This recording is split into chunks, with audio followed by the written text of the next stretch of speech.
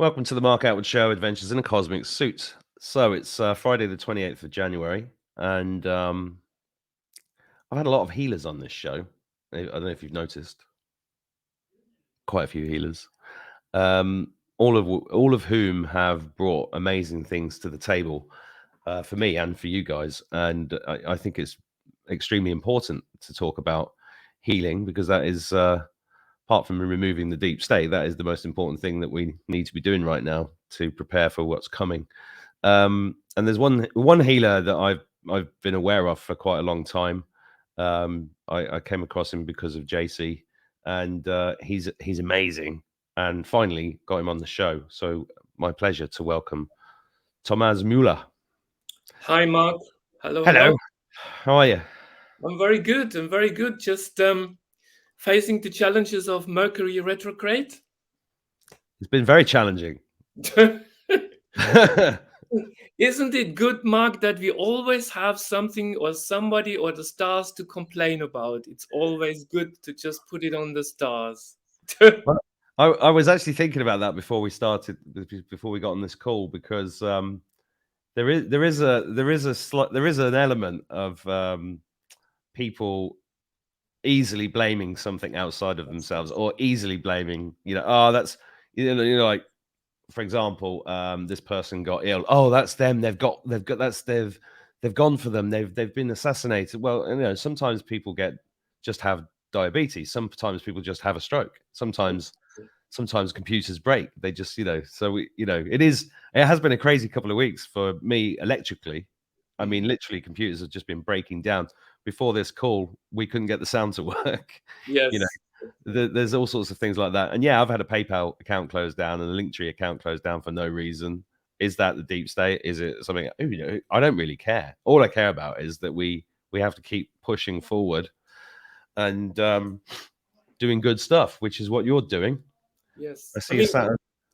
Sorry. I mean, pushing forward and taking responsibility for our own stuff. I think one of the key things that I keep talking about is that we have a responsibility towards ourselves to do the work. It's especially being in the health field and having shifted from face-to-face patients to basically online consultations and healing work.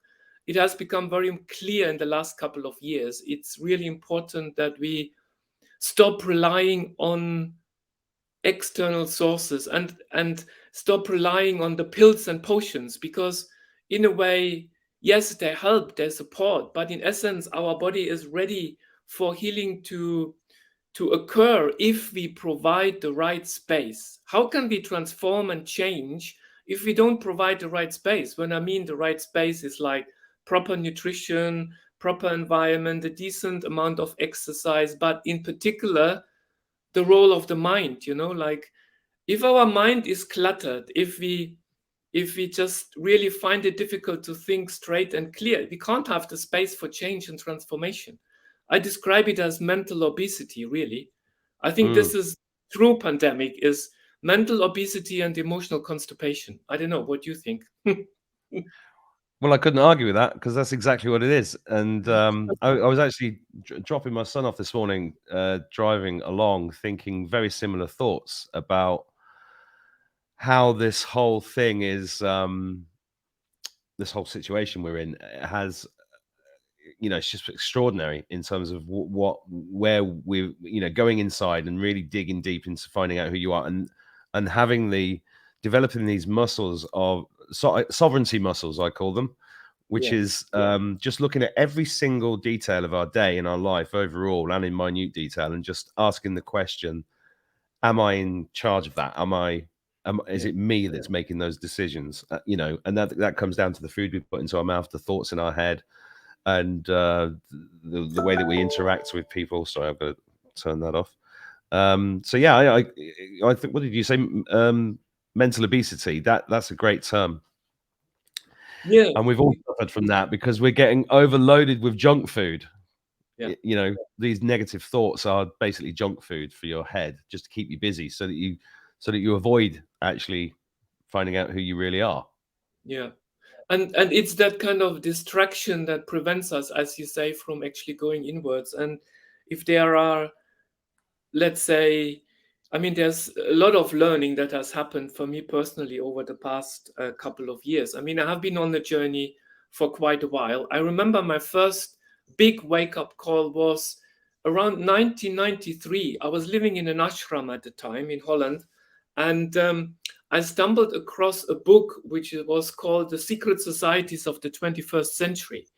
And this is the first time that my eyes were opened to what was really going on. And at that time already, there was prediction, this was 93, of Mm-hmm. the death of Princess Diana. And even they talked about Michael Jackson and what he was trying to basically get out of the establishment, out of the system.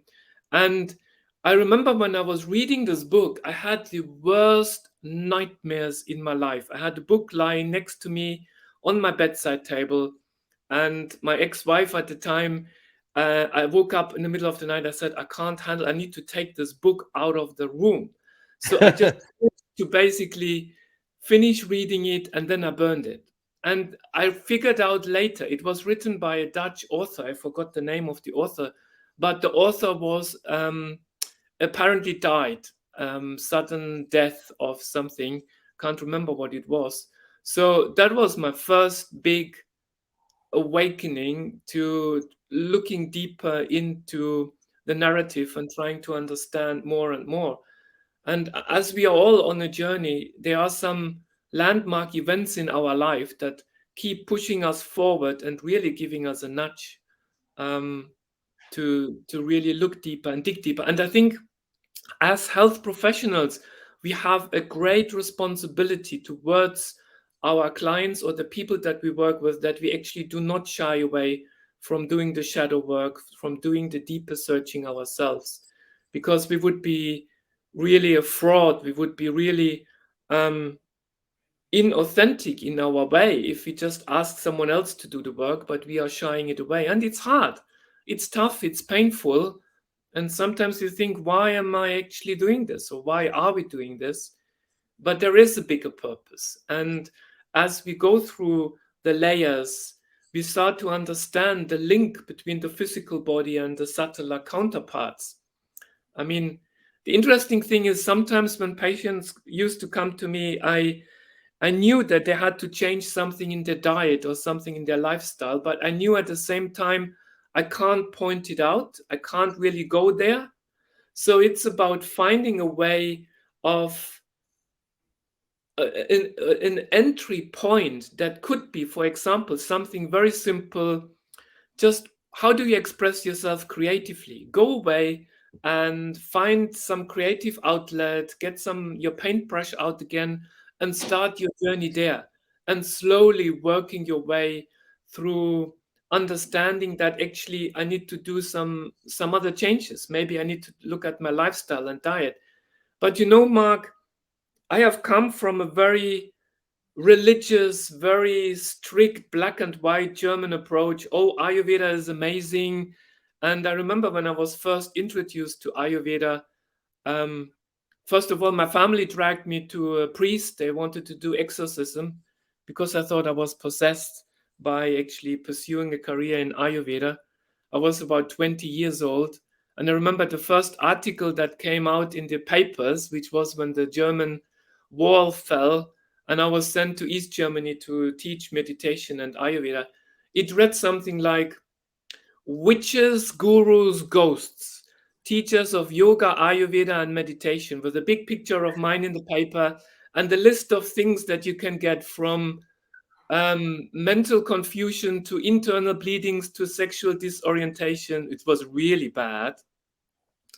So I guess, yeah. So it's been an incredible journey. And what I like about your work, Marcus, and I have really followed you since September 2020, or yeah, around that time, is your authenticity, is really to be raw, to be vulnerable. There's no harm, no shame in showing our vulnerability. And sometimes we are just deep down in the dump, and that's okay. it's okay the way it is. If we take the dogma out of spirituality, it would be so much easier. Oh, it is. It's really simple when you do that. Yeah. Actually, isn't it? I was listening to Bryce Watson. Have you seen her work at No? Esoteric Atlanta? I was listening to her this morning, and she said along these lines about the mental obesity. She said, "Don't believe all you think." Yeah. Instead of "don't believe all you hear," don't believe all you think. And I think that's a really powerful line. And that got me thinking about. It actually got me thinking about an old house I used to live in Manchester. And when I stripped the wallpaper off the wall, and on the behind the wallpaper, somebody had written, "I think, therefore I am," which is the famous quote from René Descartes, the French philosopher. And it got me thinking about that as well, because I think, therefore I'm wrong is what I was going to put, because or I think, therefore I overthink, Yeah. because we overthink everything, and Yes. because we're sedentary, and Yeah. we're not out and about, and we're not, just doing, and I'm a big believer in, just do. The courses that I've been involved with in the last 6 months have really highlighted this to me, about how important it is to just feel the fear and do it anyway, or step into the void and Yes. make that leap of faith. These are the kind of sentences that people need to really grasp and just actually do, rather than sit and pontificate about it Yeah. and chase. We're living in a time of intel chasing, which is Yeah. really interesting, and chasing dates, and Yeah. chasing, but we're chasing shadows. Yeah. Yeah. Whereas the real shadow that we need to chase is the one inside ourselves. And that is a tough one. That is really a big one. And it's quite scary, because I I think I mentioned to you briefly at another time, in December, it was quite funny. There was like this kind of weird week around just before Christmas, a couple of weeks before Christmas. I was I did a healing session on somebody, and I thought, okay, it would be just a simple healing session. So it turned out to become an exorcism. Basically, she suffered from sexual abuse. It was a very hard, a very rough kind of session. And then at the same time, a couple of hours later, I was given, I felt drawn to working towards opening a Stargate portal. And I had no idea what I did work on that before, but I just surrendered through the process. And the interesting aspect of that was that it took me 3 weeks afterwards, in the middle of January. I really felt completely out of sync, out of alignment. I felt really down and emotionally not myself. And I thought, what is it? What's actually going on? And I don't naturally, Mark, ask for help. So it must be really something quite heavy for me to reach out for help. So I reached out to JC, I reached out to Joanne. And Joanne, within an hour, she just knew exactly what was going on. It was quite funny. She said, "It's all wonderful to open a portal, but did you actually remember to close it?" I said, "No, I didn't." And she said, "They had a ball." Basically, I had it here in my meditation room, basically just having all those energies coming in. And this is why I felt torn between the light and the dark. So, anyway, it's a learning process, what I'm saying. And we are not perfect, far away from perfect.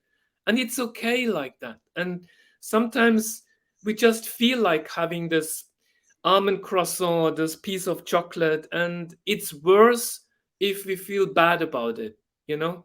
If you do it, just do it and enjoy doing it. I mean, that's my And deal philosophy. with it, and And own it. own it, and then know what you do afterwards. That's the beauty about Ayurveda, because in Ayurveda, the main focus lies on correcting your metabolism, which in Ayurveda is called Agni, the principle of fire. So it's the cellular metabolism, your main digestive system, but it's also transformation of the thoughts. How do we translate thoughts into useful support network, rather than a destructive support, a destructive approach? So Ayurveda focuses very much on Agni. In essence, you can eat anything if your acne, if your digestion is strong. And here is the point that I'm trying to make. Again, a lot of people, a lot of patients, they rely on supplements, they rely on herbs, they rely on this, they rely on that. If your body is not able to translate the information within those supplements, you're just producing very expensive urine and you flush it down the toilet, So it is important to support your metabolic activity, and something very simple, to like sipping hot water. That's Like what I'm doing. exactly. This is hot So water. they have done some research, I think it was Westminster University years ago, where they found out that when you boil water, it changes its molecular structure so that it becomes more bioavailable for the body. So it flushes out toxins from the system. So sometimes I just say to my patients, just trust this hot water, use it as a medicine. In a sense, it's not about the quantity, but it is about the frequency. So small sips, but very frequent, within 20 minutes, half an hour, on a daily basis, make a massive difference. If you want to shift your weight, if you want to keep your metabolism strong, get rid of food cravings, and so on. So yeah, it's simple sometimes. Well, I agree. It is simple. And this detox I'm on at the moment I started off with apple cider vinegar and honey in the Yeah. morning instead of coffee. And then Yeah. I found myself drinking 6, 7 cups of it a day. And I was like, hang on, I'm having too much acid. My teeth are going to disappear. I'm having too Yes. much honey. Do I really need that? Now I'm on the hot water and have been this week. Yeah. And during the course of this process, I learned about this. I don't know if you've heard of this guy, the James Salisbury, who in the 1800s came up with the James H. Salisbury from New York. He came up with this thing. They call it the Salisbury steak Mhm. because he basically just did loads of tests on people and discovered that if they just ate meat and hot water, they had incredible results.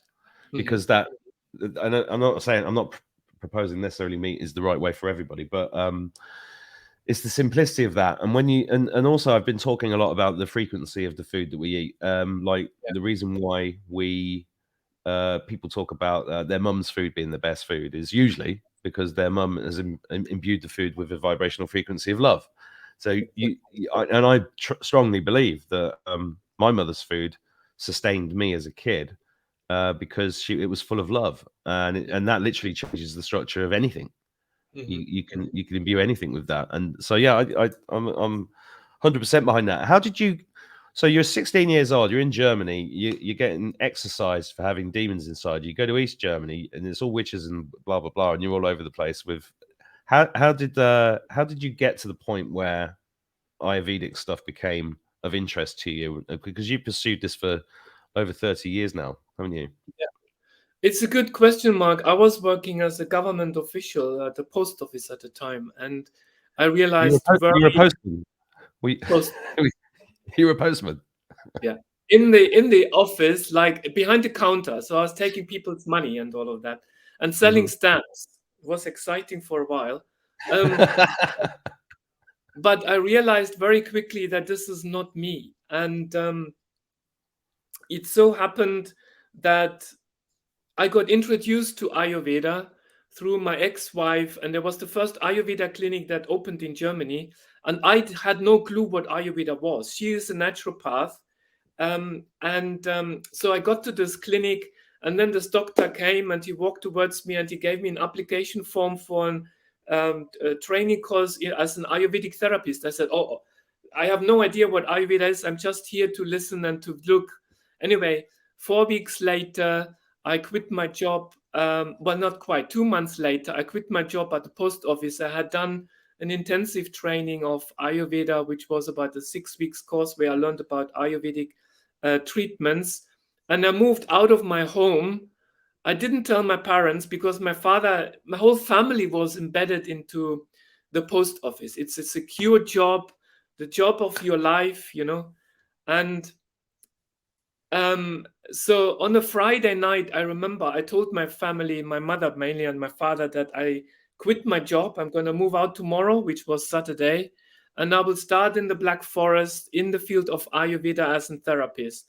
So the consequence of that was that they didn't speak to me for over a year. So I had no contact with my family. I was then, in my early 20s, I learned to meditate. And each time, Mark, and trust me, there have been many moments when I wanted to run away from it. I just thought I had enough. Nobody wants to hear. It's just too tough. Nature just brought me back in a very miraculous way. In between, I did my degree in acting and performing arts. So I majored in dance and acting. And I thought, I'm just going to go and do the acting career. And then the College of Natural Therapies in New Zealand found out that I was there. For some reason, I don't know how, they contacted me, and then I started teaching at the college. So it's like constantly I have been pushed, and it took me a while to accept, okay, this is my path. I'm just going to embrace it and I make the best out of it. Yeah. Well, that's the way it works, isn't it? You get pushed and pulled into these directions, things pop up, you don't know what they're about, and then 20 years later, it all makes sense. Yeah, yeah. And I remember again around the 90s, I was traveling in the UK for some business reason. Actually, I was promoting some of the courses that I was teaching within the ashram organization at the time. And I can't remember, Mark, where it was, but it was a minor village somewhere in the south of the UK. And a friend of mine told me about this clairvoyant, told me about this old man I should go and visit in that little town, whatever it was. I remember it was a very small kind of space. And that guy at the time, he told me that I will travel the world. I will live on the other side of the world, but I will come back and I will live in the UK, and I will be involved with very high profile people. Let's put it this way. And at that time, I just I was very green behind my ears. We have the saying. I had no clue. I was just curious. And if I look back, it was only after about 5 years living back in London, after I've moved back from Australia and New Zealand, that I remembered this conversation with this guy. And I thought, wow, it's really sometimes we can try to escape destiny, but it's impossible. We can't. If it is meant to be, you're just being pushed and forced into that. And in essence, is what we have chosen, isn't it? We don't, Yeah. it's our own backpack. Whatever we have put in the backpack, it's just wakening up to that reality of what we are supposed to do, what we came here to do, really. Well, I know who you've worked with, and I won't mention who they are, but it's too controversial right now. But they are very high-profile people, and obviously, you're extremely good at what you do. But I've got a question. Most healers come to healing because they've had to heal themselves. Have you ever had to? Did you have big problems that you needed to work out yourself that have made you a better healer on the path? Okay, there are a few milestones. It started me off because I was doing theater, lay theater at the time. And this is the reason why I got into meditation. I had horrible stage fright. So a couple of hours before any performance, I had massive diarrhea, and I really felt really sick and ill. And then I was introduced to meditation. So I learned meditation, and within a very short period of time, it was almost like I was ready for this wake up call. I started to realize there must be something more to me than staying in this little village, pleasing everybody, because I was very much a people pleaser. Although I enjoyed, Mark, playing the darkest characters in any play, the darker the better. I really enjoyed that. Maybe it was a side of me that I could live through theater. So that was the first landmark. And then I was actually heavily obese in my late late teenage years, so 18 to 25, 23. So it was the obesity basically that put me onto the journey and trying to improve my health, really. So that was another milestone. And then, of course, what threw me into the tantric side of it, of healing, using the sexual energy and working with the sexual energy from a more higher spiritual perspective.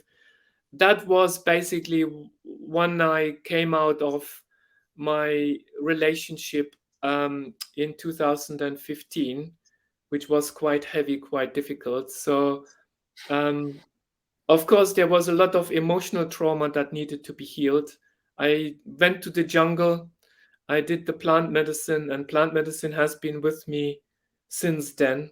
I still work here with certain plants, and I did the blackout retreat last year where I just blacked out my flat in central London, totally pitch black, and sat in darkness. I even blacked out the fridge. This is my German perfection.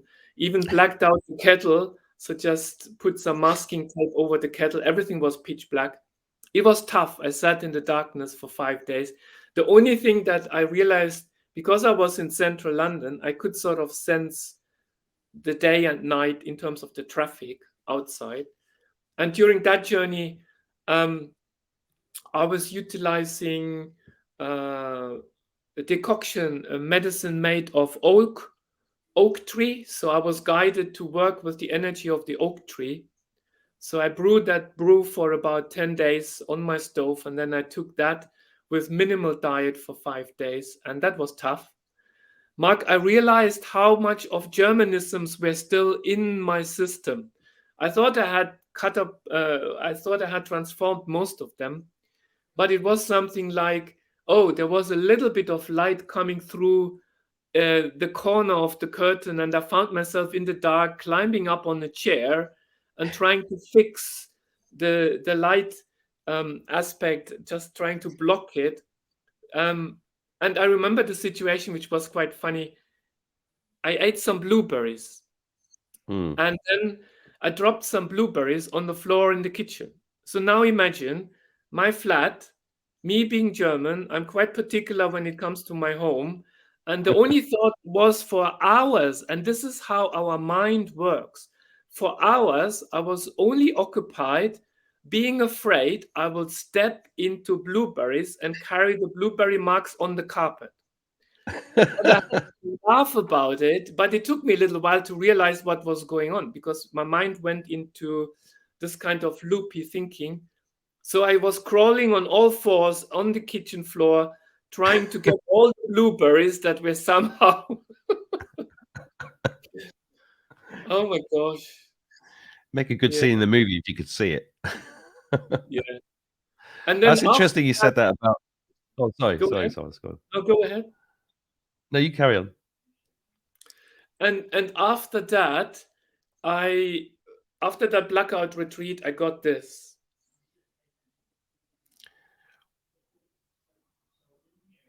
This is a piece of Libyan gold. And before that retreat, I just got myself 6 pieces of Libyan gold. Libyan gold is basically the bringing up, allowing the body to shine light into the dark areas of our being, similar to shungite, but it has got a different vibration. It's much more gentle. The shungite gemstones, they are quite sort of powerful and strong. Anyway, during that retreat, I was thinking I should have bought another piece of this Libyan gold. I should have got a 7th piece. Why did I only buy 6? I could have put it on all the energy centers. So, and then while I was meditating, I had this, I know it was an interaction with a being from another planet because I saw it standing in the darkness in the corner and was basically looking at me and communicating with me and giving me some instructions on some of the other medicines and herbs that I should explore and work with. So a few days after the retreat, I just opened my store cupboard. Now, this sounds really bizarre, but I know probably you will be able to resonate to it. I opened the store cupboard and then I heard this kind of clunky noise, a rock falling onto a tin of paint. And the storage cupboard is like under the staircase in a London flat, very tight, very cramped. And I found this piece. Now, can you imagine, excuse me, I want to use the word head fuck, that I have been basically under. And I thought, where did that come from? I thought initially, maybe it's just a piece of glue. Maybe there was some glue that hardened itself and it just fell on. Or maybe I actually bought 7 pieces and I didn't realize that it was 7 pieces. It took me a while to sit with the possibility and with the knowing, no, you asked for it and they wanted to give you a sign, because I kept on saying during that time, I wanted to know if you are real. Is this real or is it just my imagination? And later, a couple of months later, I sat in the meditation with it and I knew where it's coming from. So basically, it was a galaxy that which is called Venus or Shukra in Sanskrit, but it's not the Venus planet. It's a completely other galaxy, and the entrance point to that galaxy is Regulus, which is the one of the stars linked to the stellar formation of Leo. And they gave me the name of the galaxy or the place where it's from. I wrote it down in my journal. I forgot it. So yeah, this was quite fascinating to accept that. Yeah, be careful first of all what you wish for, and still your mind is doubting once you hold it in your hand. Well, that is a very true statement about many things. A lot of things that have happened to me in the last couple of years. Sometimes I have to remind myself they really happened, because your mind is very, very powerful to dismiss things and give you other reasons. And it's back to the thing we were saying earlier about, blaming everything on Mercury in retrogrades. Yeah. And this is what this is all about, isn't it? It's discernment and trusting yourself and learning to trust yourself and having boundaries. There's a few things you brought up in that monologue. I found it very interesting that when you were doing theatre, that you were drawn to the dark roles, because that made me chuckle, because the first theatre show I put on, I played John Reginald Christie, who was a mass murderer. and it was a play from the 60s written by Howard Brenton, and my family had driven up from the Midlands to Manchester to see this play. And the first thing that I did on stage was have sex with a blow-up doll. So yeah, that was interesting. Yeah, I was always drawn to the dark roles. They're so much more interesting. They are. Yeah. And what you said about sexual energy is also fascinating. I was discussing the other day with a friend about Think and Grow Rich by Napoleon Hill, which everybody should read it. It's a fascinating book. And the interesting story behind that is that he was commissioned to write that by Andrew Carnegie, who was a trillionaire. He's one of the cabal, basically. And it was interesting why it was commissioned to be written. I think it was another limited hangout like the Bible and The Secret.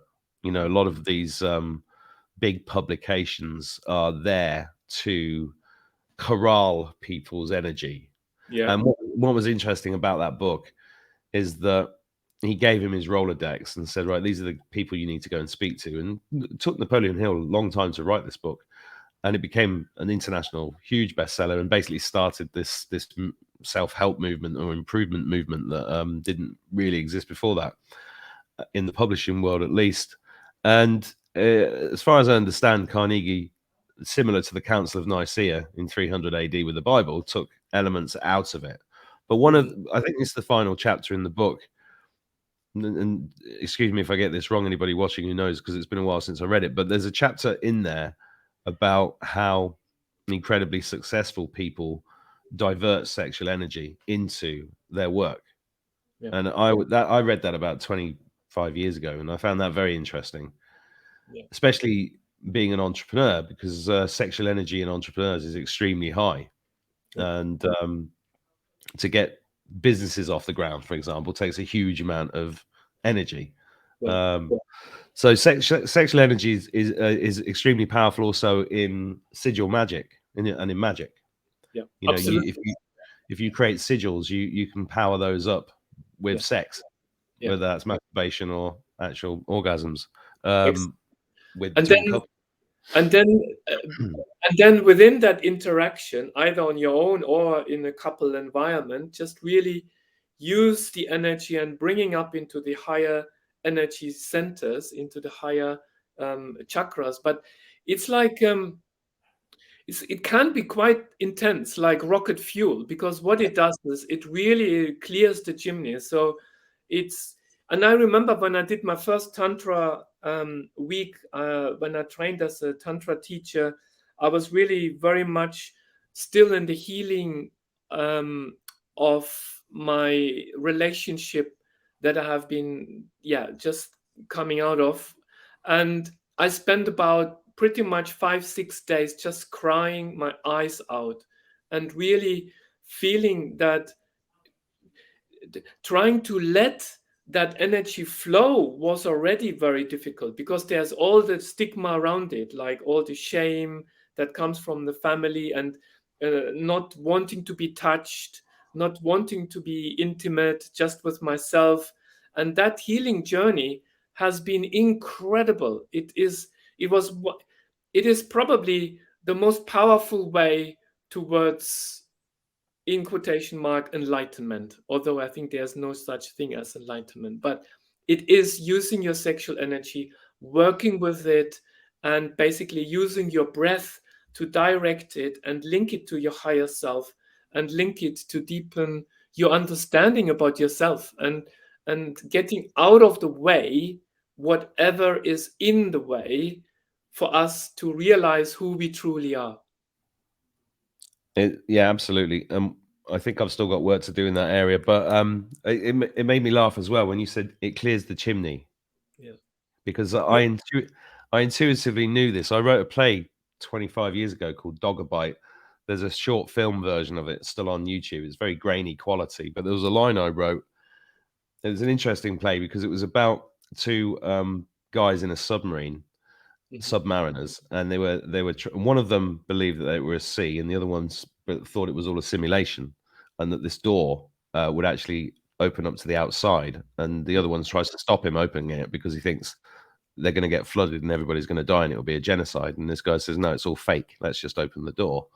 Mhm. But the whole film and play starts with this guy masturbating to the shipping forecast on the radio, right? Which is a true. That's how the whole thing started, because it was the guy that directed the film had met a guy who was Mhm. actually a sailor in the Navy, and that's what he did every night to get through the boredom of being in a submarine. Yes. And I wrote a line in that which is exactly the same as clears the chimney. It was I do this every night because it keeps the tubes in functional working order. Which was an allegory, of course, for the tubes in a submarine where the missiles go as well. Yeah. So I intuitively get everything that you're saying, and tantra is very interesting because, you know, if you look for tantric help, there are some really good practitioners out there, but obviously because it's sexually related, it gets turned into something else as well, Yes. and Yes. you know, and it's a big business. It is. It Yeah. is. I was just gonna say that, especially with Tantra, and it could be something simple. It doesn't need to be um, doing the deeper work, but you have no, or you, I guess you can imagine how many people that I have seen have no relationship to their own bodies. So Mm. even if I tell them, because one of the Ayurvedic routines or Ayurvedic rhythms, I should say, I don't like the word routine, is to do a self oil massage in the morning to basically improve circulation, to strengthen immunity, to get rid of unwanted waste and toxins, and so on. So asking people to just spend time with themselves, applying a layer of oil in the morning or whenever going and before they have a bath or shower, sometimes sets off so much of resistance and so much of pain and hurt and emotional trauma. And it just shows it is basically the whole, and I believe, okay, I think it is important to understand that whatever goes on in the bedroom goes on into your life. So basically, depending on how intimate you are with yourself or with your partner, whatever, if there's nothing happening in this department, look at what happens in your life. I know this might be very black and white, but this is truly I have come to experience myself. Because if you look at sexuality, the first and second energy center, it's all about security, home, financial success, and all of that.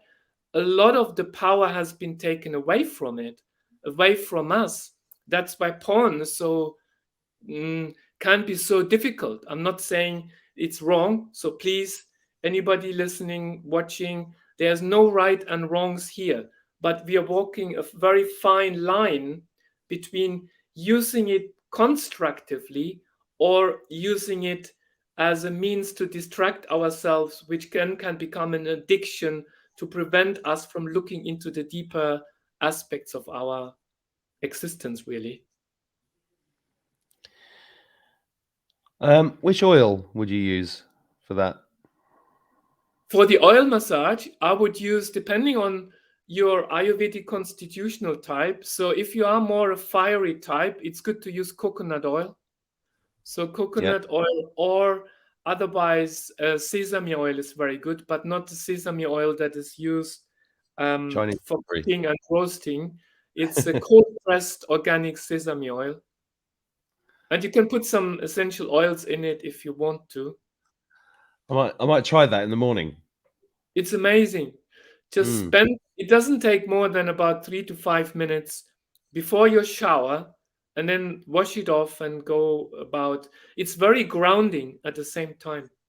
Very mm. grounding.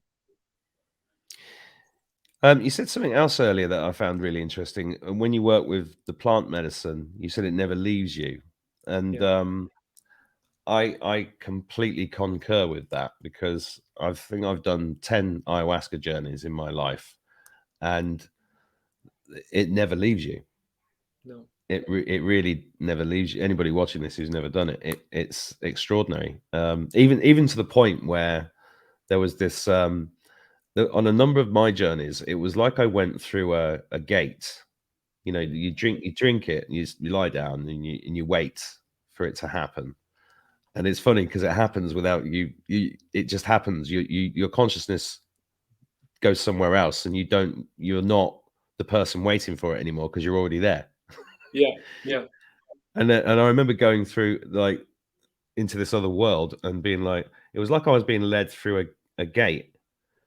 And I think this was like me going into another dimension, but I was being led by this character Hmm. who was a bit like a cartoon character, but I could never look at it directly. It was always in the corner of my eye, and it was not really cartoony. It's very hard to explain. It wasn't like a drawing, but it was like a cartoon character. And that fella pops up all the time for me. You know, I could be in the kitchen washing up, and it's like, oh, I just saw it over there.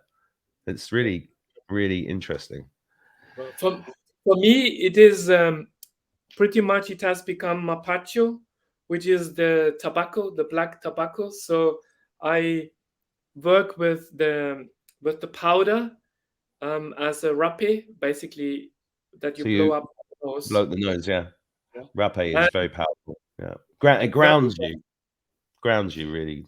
amazing. And it just really gets you into the physical body, and it really makes you realize the need to fully embrace being in this physical body. Because a lot of us who are on a spiritual path, and I include myself, for years I was very much floating up in the air. Everything was wonderful, beautiful, and but there was no connection to reality. But what mapacho or the tobacco does, it just brings you back down to earth.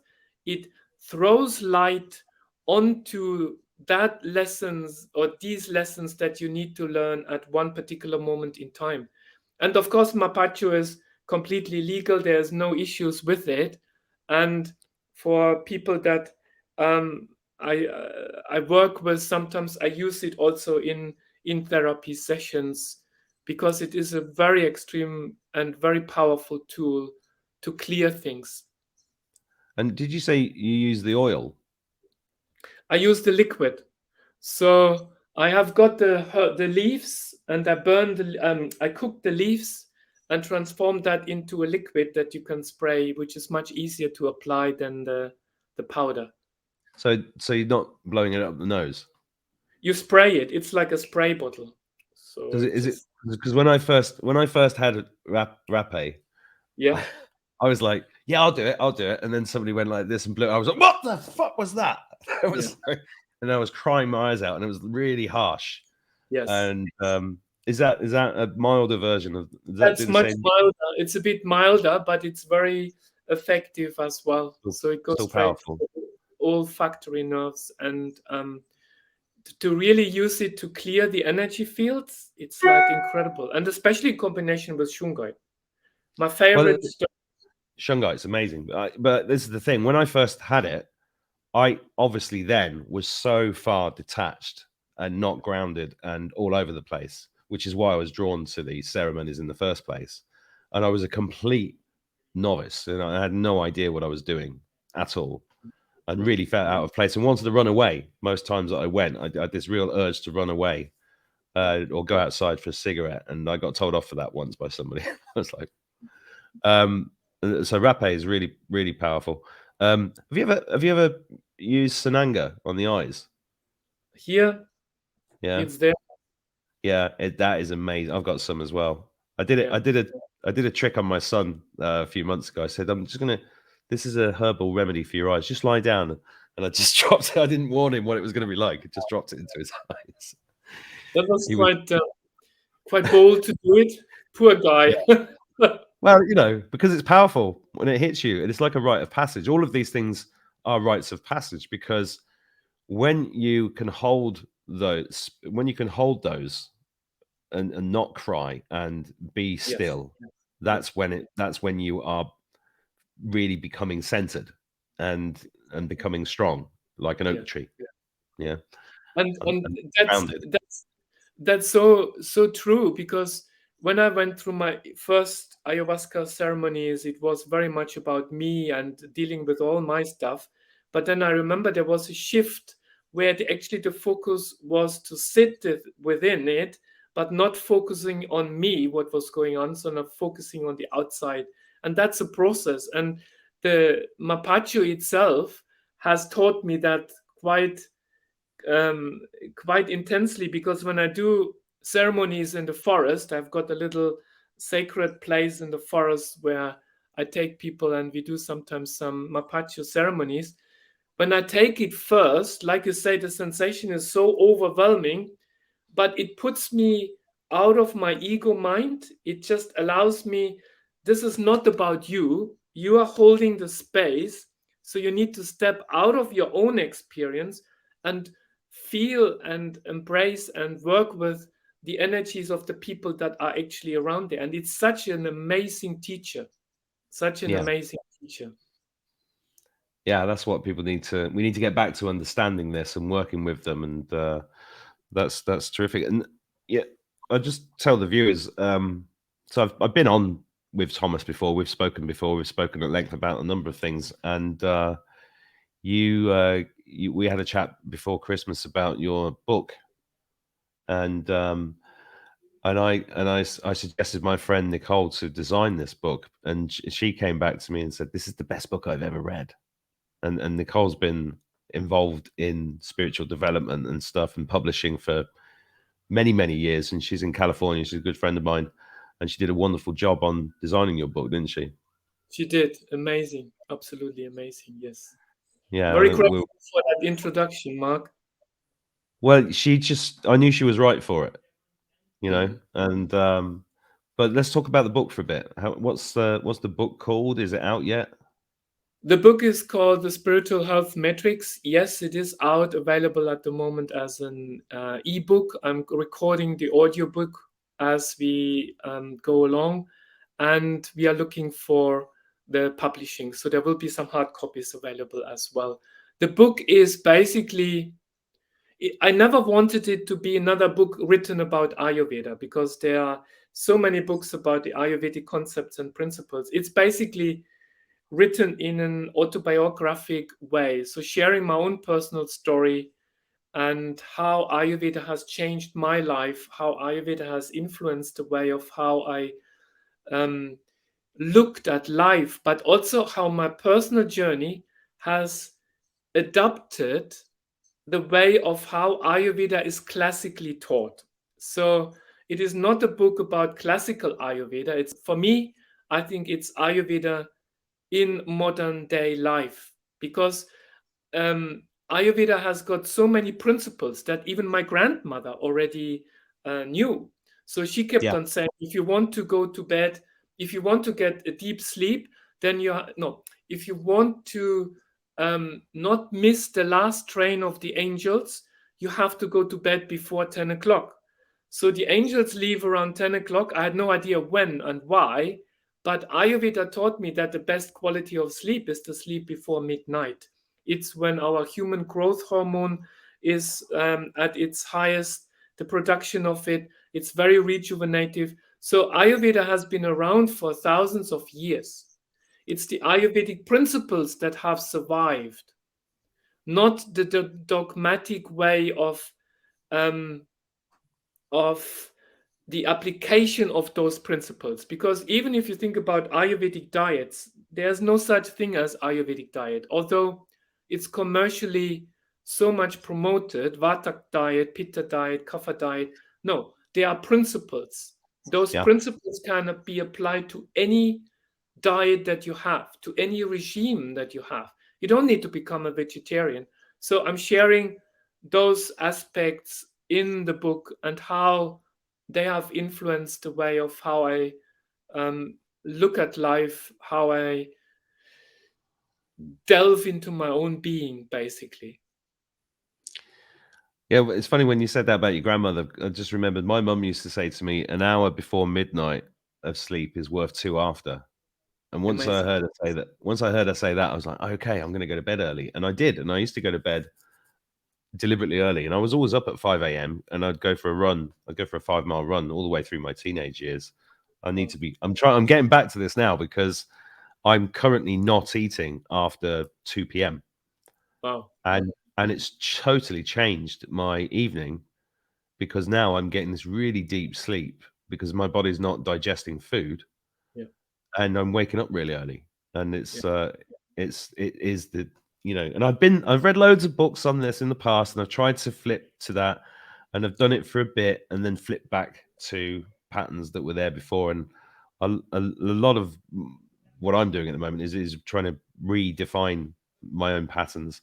But this book is, have you got anything there that you can, have you got, is it set up for people to buy it yet? Or have you got an Yes, email it's list? set up. It's all set up. Monica has all put it all on Samcard together with another course, the 5-Body Alchemy Healing course, which is linked to the book, talking about basically that our physical body and the subtler aspects, your emotional, mental, spiritual, and energetic body. And they are very, very useful tips of how you can improve your digestion, some introduction into various meditation practices. So it's written keeping in mind very practical but very simple language. I think in the entire book I use about 4 or 5 Sanskrit terms because I wanted it deliberately to be written in a very simple manner. So yes, the answer is yes, it's out there, and I can give Well, it a I'll link. put a link. I'll put a link under the video for that,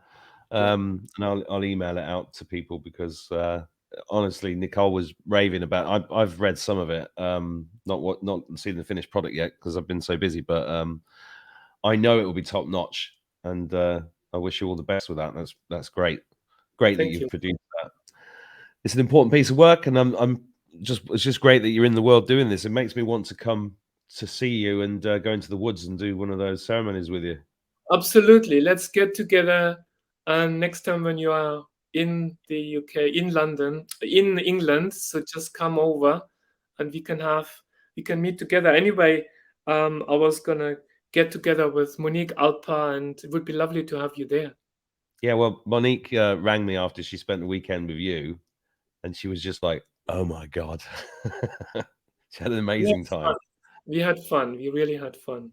Yeah, Yes. so it's wonderful. I'm glad you do. Just lovely, lovely. So yeah, let's get your work out to more people, and I made a few more notes, but let's we can have a follow up on this. Our hour's up. I've got to go, but it's wonderful talking to you, Thomas. Thanks for sharing all that with us. Thank you so much, Mark. Thank you so much for having me on. I'm really grateful. I'm grateful to you. Have a wonderful weekend. You too. Take care. Ciao, Bye ciao. bye. Bye bye. Bye. Ciao ciao.